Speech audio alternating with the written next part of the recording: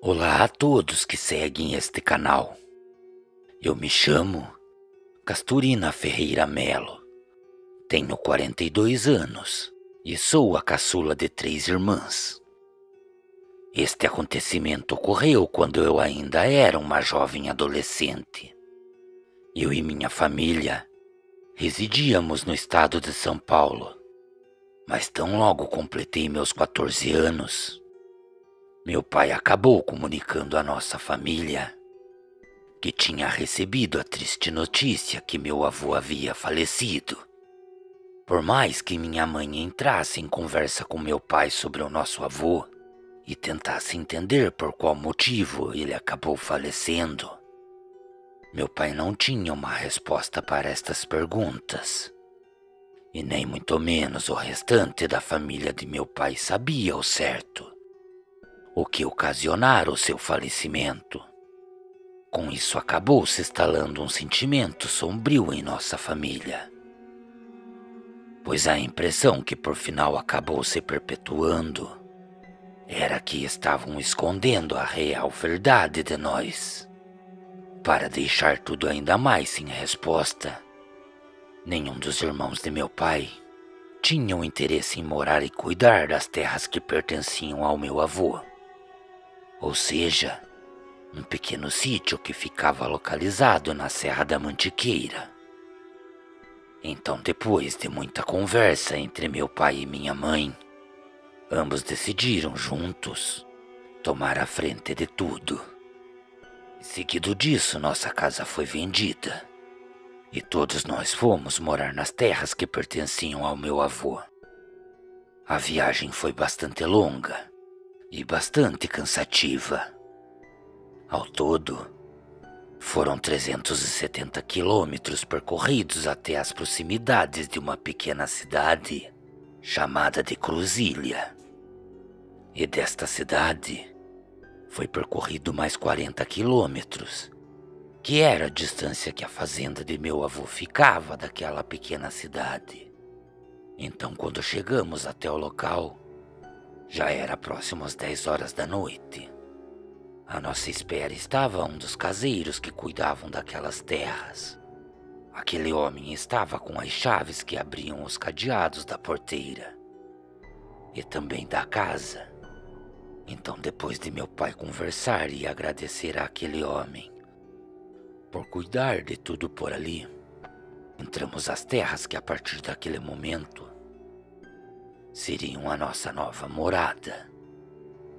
Minha família àquela altura se encontrava bastante cansada, e mesmo que tentássemos ver até onde a extensão daquelas terras chegavam, não conseguíamos ver nada, pois o lugar era completamente rodeado por árvores, e a noite predominava em meio àquele lugar. Somente depois de uma noite de sono e descanso, tivemos a oportunidade de contemplar a beleza daquele lugar. Então, pela manhã, tão logo o primeiro raio de sol adentrou a janela do quarto que eu e minhas irmãs estávamos, minha irmã mais velha acabou acordando a todos nós. Ela estava parada à frente da janela, olhando para fora. Também era possível notar que ela se encontrava completamente deslumbrada com o que estava vendo. E não era para menos. Tão logo nos aproximamos da janela, acabamos vendo o que chamava tanto a sua atenção. À frente da casa se encontrava tomada por ovelhas, galinhas e alguns pequenos bezerros, e era evidente que a euforia naquele momento tinha tomado a cada uma de nós. Então corrimos para fora e ficamos deslumbradas com a beleza daquelas terras.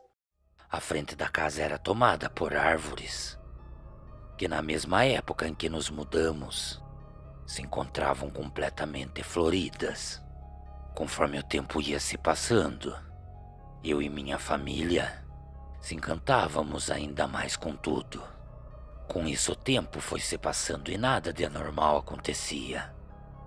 Durante o dia meu pai trabalhava na fazenda, fazendo algumas reformas e cuidando dos animais, pois aquelas terras Também vinham o alimento que supria as necessidades da minha família. Mas depois de um bom tempo não demorou muito para que algumas vezes acontecessem algumas coisas que deixassem a nossa família inquieta.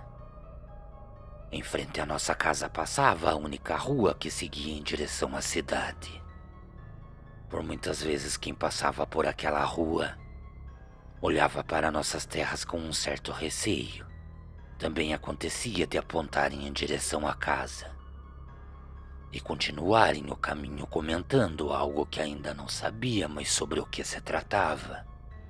Foi então que certo dia, logo pela manhã, meu pai recebeu a visita do mesmo homem que nos esperava durante aquela noite. Por um bom tempo eles caminharam por toda a extensão da fazenda, e o fato de não entrarem para dentro de casa deixava claro que a conversa era sobre algo que somente meu pai deveria saber. Então, somente depois de uma longa conversa, nosso pai se despediu do homem e retornou para dentro de casa. No momento em que ele se virou para trancar a porta, eu acabei notando que em suas costas, preso à sua calça, havia o cabo de uma arma. Minha mãe também acabou reparando neste detalhe e de imediato perguntou o que ele fazia com aquela arma em seu corpo. Ele acabou falando que era apenas para a segurança de nossa família e também acabou falando que esperava nunca ter que usá-la. Mas as coisas passaram a ficar bastante estranhas durante as noites seguintes. Além de meu pai passar boa parte da noite sentado na varanda da casa com aquela arma em suas mãos, também era fácil notar que seu olhar não se desviava da rua. Parecia que ele esperava ver algo ou alguma coisa passar. Foi então que, durante uma noite bastante fria, eu e minhas irmãs já nos encontrávamos dormindo e acabamos sendo acordadas por gritos que mais pareciam súplicas de algum animal que parecia estar morrendo. Estes gritos ecoavam em meio à madrugada silenciosa que predominava naquele lugar.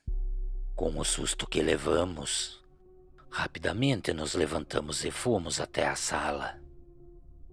E para nossa surpresa, minha mãe e meu pai já se encontravam lá. Minha mãe estava completamente assustada, e meu pai, com a mão em sua boca, pedia para que ficássemos em silêncio. Lentamente eu me aproximei da janela e fiquei observando a rua. Foi então que, somente depois de algum tempo, para o nosso total espanto, eu acabei vendo uma figura negra que vinha caminhando em direção à porteira. Conforme aquilo se aproximava de nossas terras, seu tamanho também aumentava. E tão logo aquele ser chegou à frente da porteira de nossa casa, aquilo parou por um breve momento, levantou a sua cabeça e passou a cheirar o ar. Parecia tentar encontrar algo, ou estava tentando nos encontrar.